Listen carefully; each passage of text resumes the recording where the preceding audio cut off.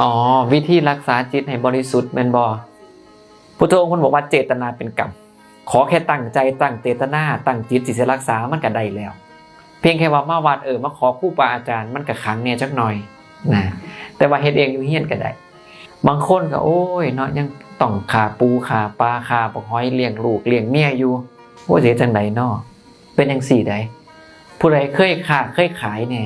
ค้าขายต้องมีกำไรบ่มีคือกันมื้อนึงมี24ชั่วโมงเฮ็ดจังไดในภายใน24ชั่วโมงเนี่ยเฮาสิรักษาศีลหลายกว่าเฮาผิดศีลอย่างน้อยมื้อนึงก็ได้กำไรถูกบ่ถามว่าเจ้าขาปลาเบิดมื้อบ่เจ้าหาปลาเบิดมื้อบ่ก็บ่ได้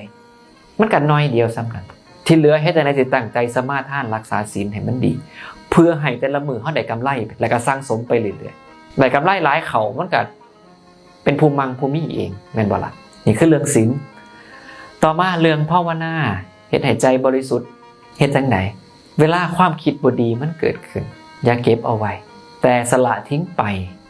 ถ่ายถอนออกทำให้บรรเทาทำให้หมดสิ้นไปจนไม่มีเหลือเฮ็ดจังสี่เพิ่นก็ว่าชำระจิตเจ้าของให้บริสุทธิ์ได้บริสุทธิ์จากหยังบริสุทธิ์จากอกุศลคือความคิดที่บ่ดีคิดอยากให้คิดอยากด่าคิดอยากจมคิดจังสี่เลยละมันสร้างมันบ่สนใจถิ่มบ่เอาบ่เก็บไว้เริ่มบ่พอใจผู้นั้นบ่ถือใจผู้นี้โอ้ฮู้แล้วว่าเจ้าของคิดบ่ดีแล้วอ้าวละถิ่มปล่อยเฮ็ดให้มันบรรเทาลงคือลังเทื่อเฮาสลัดถิ่มเลยบ่ได้ถิ่มเบิด 100% บ่ได้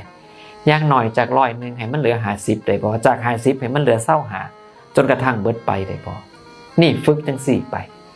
ก็นับเป็นการชำระจิตให้บริสุทธิ์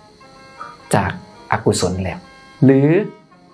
ที่ครูบาอาจารย์เพิ่นพาเฮ็ดให้มันนั่งสมาธิอยู่กับลมหายใจเข้าหายใจออกนี่ก็แม่นครูบาอาจารย์เพิ่นพาเดินจงกรมหรือย่างจงกรมเฮาก็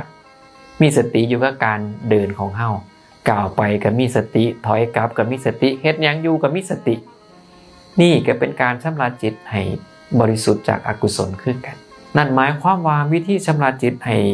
บริสุทธิ์มีหลายวิธีหลักที่เฮาคุ้นกันคือเดินจงกรมกับนั่งสมาธิอันนี้คุ้นกันอยู่แล้วแล้วพอเว้าถึงเรื่องการเดินจงกรมนั่งสมาธิหลายคนก็ต้องมาเพิ่งวัดแต่กระจังที่บอกว่าเฮาอยู่วัดหลายเฮาอยู่วัดหน่อยก็อยู่เฮือนเฮาต้องเปลี่ยนใหม่เฮ็ดเฮือนให้มันเป็นวัดสามารถเดินจงกรมนั่งสมาธิอยู่เฮือนได้หรือคันลูกกวนหลายหลานกวนที่ภาษาไทยเพิ่นว่าลูกกวนตัวผัวกวนใจเฮาก็เฮ็ดจังได๋จัดการความคิดเฮาบ่คิดฆ่าบ่คิดโลภบ่คิดบ่ดีกับผู้นั้นผู้นี้บ่ไปอาฆาตมาดร้ายพยาบาทผู้ใดนี่ก็เป็นการชำระจิตให้บริสุทธิ์คือกันซ้ำนี่เพิ่นก็ว่าเป็นการชำระจิตให้บริสุทธิ์แล้วพอได้บ่บัดนี้ได้เนาะลองเฮ็ดเบิ่งเด้อ